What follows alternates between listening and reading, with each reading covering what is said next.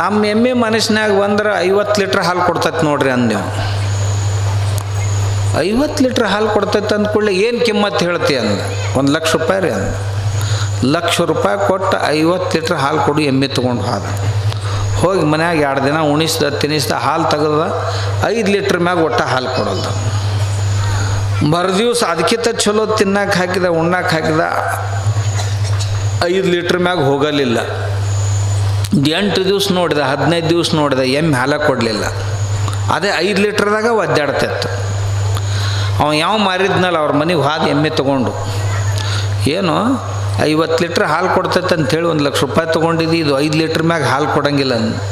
ನಾ ಕೊಡಾಗ ಹೇಳಿದ್ನಲ್ಲ, ನನ್ನ ಎಮ್ಮೆ ಮನಸ್ಸಿನಾಗ ಬಂದ್ರೆ ಕೊಡ್ತೈತೆ, ಅದು ಇರ್ಲಿಕ್ಕಂದ್ರೆ ಕೊಡೋದಿಲ್ಲ. ನಾ ಕೊಡಾಗ ಹೇಳಿದ್ದೆ ನನ್ನ ಎಮ್ಮೆ ಮನಸ್ಸು ಮಾಡಿತಂದ್ರೆ 50 ಲೀಟ್ರ್ ಹಾಲು ಕೊಡ್ತೈತೆ ಅಂತ ಹೇಳಿದ್ನಂತ.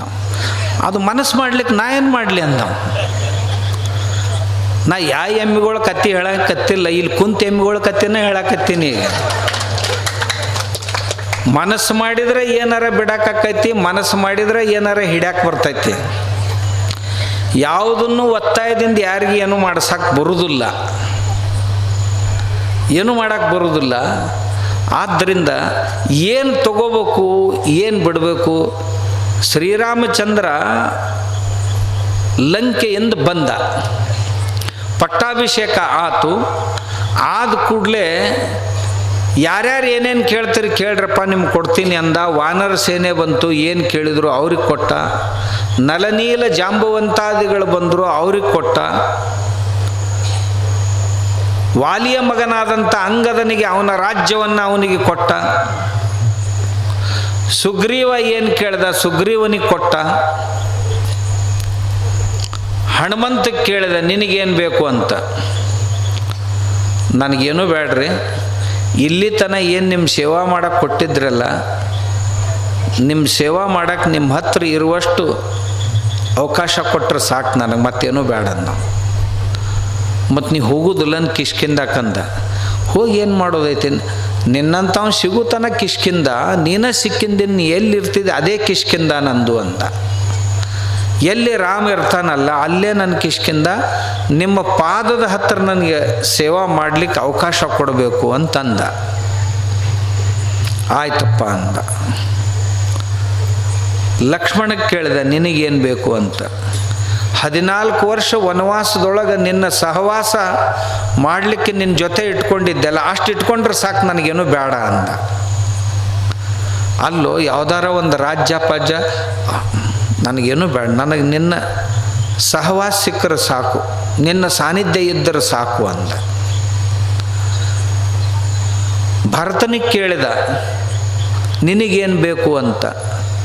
ಭರತಂದ ಈ 14 ವರ್ಷ ನನ್ನ ಜೀವನದೊಳಗೆ ದೊಡ್ಡ ಶಾಪದಂತೆ ಕಳೆದೆ ನಾನು, ನಮ್ಮ ಅಣ್ಣ ಇಲ್ಲದಕ್ಕೆ.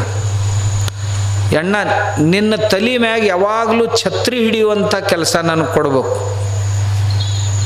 ಛತ್ರ ಅಂತಾರಲ್ಲ, ಮಳೆಗಾಲದಾಗ ಬಿಸಿಲಿನಾಗ ಚಳ್ಯಾಗ ಯಾವಾಗಲೂ ನೀ ಮುಂದೆ ಆದಿ ಅಂದ್ರೆ ನಾ ಹಿಂದೆ ಛತ್ರಿ ಹಿಡ್ಕೊಂಡು ನಿನ್ನ ಹಿಂದೆ ಬೆನ್ನು ಹತ್ತಬೇಕು.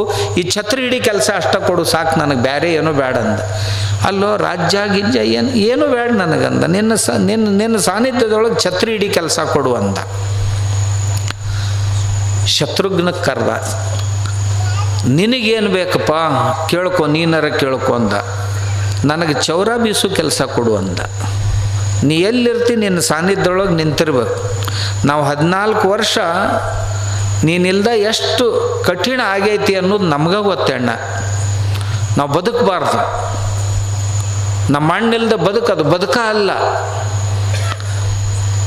ಆದ್ದರಿಂದ ನೀವೊಬ್ಬ ಸಿಕ್ಕರೆ ಸಾಕು, ನಮಗೇನು ಬೇಡ ನಮ್ಮ ಜೀವನದಾಗ ಅಂದ್ರು. ಆಯ್ತಪ್ಪ ಅಂದರು. ಊರ್ಮಿಳಕ್ಕೆ ಕರೆದ್ರು, ಲಕ್ಷ್ಮಣನ ಹೆಂಡತಿ. ಏನು ಬೇಕವ ನಿನಗಂದ್ರು. ನನಗೇನೂ ಬೇಕಾಗಿಲ್ಲ, 14 ವರ್ಷ ನನ್ನ ಹಿರಿಯಕ್ಕ ಇಲ್ದ ನಾ ಬಹಳ ವೇದನೆಯನ್ನು ಅನುಭವಿಸಿನಿ. ಹಿರಿಯಕ್ಕ ಸೀತಾದೇವಿಯ ಸೇವೆಯನ್ನು ನನಗೆ ಕೊಡಬೇಕು. ಅವಳು 14 ವರ್ಷ ವನವಾಸ ಭೋಗಿಸಿ ಬಂದಾಳ, ಏನು ಕಷ್ಟ ನಷ್ಟ ಅನುಭವಿಸಾಳ ನಾ ಎಲ್ಲ ಕೇಳೀನಿ. ಆದ್ರೆ ನಾ ಏನೂ ಮಾಡೋಕ್ಕಾಗಲಿಲ್ಲ, ಇನ್ನು ಮುಂದಾದರೂ ಅವಳು ಸೇವೆ ಮಾಡಬೇಕು ಅಂತೀನಿ ಅಂದ್ಲು. ಮಾಂಡವಿ ಭರ್ತನ ಹೆಂಡತಿ ಅಕ್ಕಿನ ಕರೆದು ಕೇಳಿದರು, ಏನವ ನಿನಗೇನು ಬೇಕು ಅಂದರು. ಮಾಂಡವಿ ಅಂದ್ಲು, ನನಗೇನು ಹೊಸದು ಬೇಕಾಗ್ತೈತಿ, ನೀವೆಲ್ಲರೂ ಎಲ್ಲಿರ್ತಿರಲ್ಲ ಅಲ್ಲೇ ನನಗೂ ಇರ್ಲಿಕ್ಕೆ ಅವಕಾಶ ಕೊಡ್ರಿ. ನೀವೆಲ್ಲರೂ ಅಣ್ತಮ್ಮರು ಕೂಡಿ ಎಲ್ಲಿರ್ತಿರಲ್ಲ ಅಲ್ಲಿ ಇರ್ಲಿಕ್ಕೆ ಅವಕಾಶ ಕೊಡ್ರಿ. ಕೊನೆಯವಳು ಶ್ರುತಕೀರ್ತಿ, ಶತ್ರುಘ್ನನ ಹೆಂಡತಿ. ಅವಳನ್ನು ಕರೆದ್ರು. ಆವಾಗ ದೊಡ್ಡ ಕ್ರಾಂತಿ ಆಯಿತು ಆ ವೇದಿಕೆಯ ಮೇಲೆ. ಏನು ಬೇಕು ಶ್ರುತಕೀರ್ತಿ ಅಂತ ಕೇಳಿದರು. ನನಗೆ ಇಲ್ಲಿಯವರೆಗೆ ಎಲ್ಲರೂ ಏನಂದರು, ನಿಮ್ಮ ಸಾನ್ನಿಧ್ಯ ಒಂದಿದ್ರೆ ಸಾಕು, ಏನೂ ಬೇಡ, ನಿಮ್ಮ ಸಹವಾಸ ಬೇಕು. ಶ್ರೀರಾಮಚಂದ್ರನ ಸಹವಾಸದೊಳಗೆ ಏನಿಲ್ಲ, ಎಲ್ಲ ಇರ್ತೈತಿ, ಆದ್ದರಿಂದ ಅದಷ್ಟ ಸಾಕು ಅಂತ ಎಲ್ಲರೂ ಅಂದಿದ್ರು. ಎಲ್ಲರ ಮಾತಿನ ಅರ್ಥ ಅಷ್ಟೇ ಇತ್ತು. ಶ್ರುತಕೀರ್ತಿ ಅಂದ್ಲು, ನನಗೆ ನೀವು ವನವಾಸಕ್ಕೆ ಹೋಗಾಗ ವನವಾಸದಾಗಿದ್ದಾಗ ಉಟ್ಕೊಂಡಂಥ ನಾರು ವಸ್ತ್ರಗಳಂತೇನಿದ್ವು ಅಲ್ಲ, ವಲ್ಕಲ, ಅವು ಬೇಕು ಅಂದ್ಲು. ಅವಾಗ ಎಲ್ಲರೂ ಹಿರಿಯರಂದರು, ಏನೋ ಹುಚ್ಚಿ, ಆ ನಾರು ಮಡಿಗಳನ್ನು ತೊಗೊಂಡು ಏನು ಮಾಡೋಕ್ಕೆ ನೀನು ಅಂದ್ಲು. ಬೇಕಾಕೈತದ ನನಗನ್ಲಕ್ಕೆ. ಏನು ಮಾಡೋಕ್ಕೆ ಅಂತ ಕೇಳಿದರು. ನೋಡ್ರಿ, ಈ ಅಯೋಧ್ಯೆ ರಾಜಮನೆತನಕ್ಕೆ ವನವಾಸ ಅಂದ್ರೆ ಯಾರಿಗೂ ಗೊತ್ತಿರಲಿಲ್ಲ. ಇಲ್ಲಿಯವರೆಗೆ ಈ ಪೂರ್ವದಲ್ಲಿ ನೂರಾರು ಜನ ರಾಜ ಮಹಾರಾಜರು ಈ ಗದ್ದಿಗೆ ಮೇಲೆ ಕುಂತು ಇಳಿದು ಹೋಗ್ಯಾರ, ಯಾರಿಗೂ ವನವಾಸ ಬಂದಿದ್ದಿಲ್ಲ. ಆದ್ರೆ ನಮ್ಮ ಭಾವನಾದಂಥ ಶ್ರೀರಾಮಚಂದ್ರನಿಗೆ ಲಕ್ಷ್ಮಣರಿಗೆ ವನವಾಸ ಬಂತು. ನಮ್ಮ ಹಿರಿಯಕ್ಕ ಆದಂಥ ಸೀತಾದೇವಿ ವನವಾಸಕ್ಕೆ ಹೋದ್ಲು 14 ವರ್ಷ. ನನಗನ್ನಿಸ್ತೈತಿ ನಮ್ಮ ಜೀವನದೊಳಗೆ ನಾವು ಎಷ್ಟ್ಯಾಕೆ ದೊಡ್ಡವ್ರು ಇರೋಲ್ಲಕ್ಕ, ದೈವ ಅನ್ನೋದು ಬಹಳ ಬಲವತ್ತರ, ದೈವ ಅನ್ನೋದು ಬಹಳ ದೊಡ್ಡದು. ಅದು ಯಾರನ್ನ ಯಾವಾಗ ಏನು ಮಾಡಿಸ್ತೈತಿ ಹೇಳಕ್ಕೆ ಬರೋದಿಲ್ಲ. ಮತ್ತು ಈಗ ರಾಜ್ಯ ಸಿಕ್ಕೈತಿ ಅಂತ ತಿಳ್ಕೊಂಡು ಈ ರಾಜ್ಯದ ಭೋಗವನ್ನು ಭೋಗಿಸುವುದರಲ್ಲಿ ನಾವು ಮತ್ತೆ ಅಹಂಕಾರಿಗಳಾಗಬಾರ್ದು, ಅಭಿಮಾನಿಗಳಾಗಬಾರ್ದು. ಪ್ರತಿನಿತ್ಯವೂ ನನಗೆ ಈ ವಲ್ಕಲದ ದರ್ಶನವನ್ನು ಮಾಡಿದಾಗ ಇಂಥದ್ದು ಒಂದು ದಿವಸ ಇತ್ತು, ಆದ್ದರಿಂದ ನೀನು ಕೊಬ್ಬಿ ಹೋಗಬೇಡ ಅಂತ ನನ್ನ ಪ್ರತಿ ದಿವಸ ಎಚ್ಚರಿಸುವಂಥ ಈ ನಾರು ಮಡಿಗಳು ನನ್ನ ಎದುರಿಗಿರಬೇಕು ಅಂತ. ನಾನು ಸದಾಕಾಲ ದೀನಳಾಗಿ, ಸದಾಕಾಲ ನಾನು ವಿನಯವಂತಳಾಗಿ ಈ ಮನೆಯಲ್ಲಿ ಇರಬೇಕಾಗಿತ್ತು, ಒಳ್ಳೆತನ ಮೆರಿಬೇಕಾಗಿತ್ತು ಅಂತಂದ್ರೆ ನನ್ನ ಮನಸ್ಸಿನಲ್ಲಿ ಅಹಂಕಾರ ಅಭಿಮಾನ ಹುಟ್ಟುಕೊಳ್ಬಾರ್ದಾಗಿತ್ತು. ಅಂದ್ರೆ ಈ ನಾರು ವಸ್ತ್ರಗಳು ನನ್ನ ಕಣ್ಣೆದುರಿಗಿರಬೇಕು. ಯಾವಾಗಲಾದರೂ ಅಹಂಕಾರ ಮನಸ್ಸಿನಾಗ ಬಂತಂದ್ರೆ ಈ ನಾರು ವಸ್ತ್ರಗಳನ್ನು ನೋಡಿದ ಕೂಡಲೇ ಇಂಥದ್ದು ದಿವಸ ಬಂದಿತ್ತು ಈ ರಾಜ ಮನೆತನದವರಿಗೆ ಅಂತ ಗೊತ್ತಾಯಿತು ಅಂದ್ರೆ ತಕ್ಷಣ ನನ್ನ ಅಹಂಕಾರ ಜರ್ರನೆ ಇಳಿದು ಹೋಗ್ತದ. ಆದ್ದರಿಂದ ಇವು ಬೇಕು ಅಂತ ಕೇಳಿದ್ಲಂತ. ಆ ನಾರು ವಸ್ತ್ರ ಮಹತ್ವದ್ದಲ್ಲ, ನಾರು ವಸ್ತ್ರದ ಮಾಧ್ಯಮದಿಂದ ಸದಾಚಾರವನ್ನು ಬಯಸಿದ್ಲು, ಸದ್ಗುಣವನ್ನು ಬಯಸಿದ್ಲು. ನಮ್ಮನ್ನು ದೊಡ್ಡವರನ್ನಾಗಿ ಮಾಡೋದು ಯಾವುದು ಅಂತಂದ್ರೆ ನಮ್ಮ ಗುಣಗಳು. ವ್ಯಕ್ತಿ ಧನದಿಂದ ದೊಡ್ಡವಾಗುವುದಿಲ್ಲ, ಗುಣದಿಂದ ದೊಡ್ಡವಾಗ್ತಾನೆ. ಮಹಾತ್ಮರ ಸಾನ್ನಿಧ್ಯದಲ್ಲಿದ್ದೀವಿ ಅಂತಂದ್ರೆ, ಸಜ್ಜನರ ಸಾನ್ನಿಧ್ಯದಲ್ಲಿದ್ದೀವಿ ಅಂತಂದ್ರೆ ಆ ಗುಣಗಳು ನಮ್ಮಲ್ಲಿ ಬರ್ತಾವು. ಹೂಗಳು